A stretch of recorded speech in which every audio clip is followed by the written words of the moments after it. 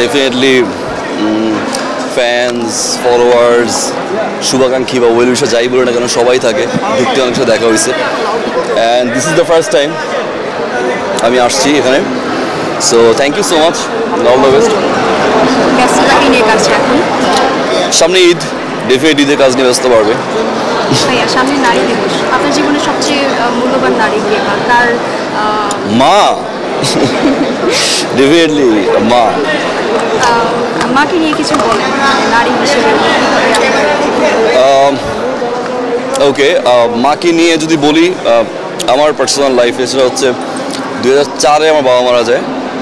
So 19 বছরের বেশি বাবার দায়িত্ব বলি, মায়ের দায়িত্ব বলি, যাই বলি না কেন, আমার মাই একটা পার্সন যে 19 বছর ধরে আসলে বাবার যে অ্যাবসেন্সটা এটা বুঝতে দেয়নি।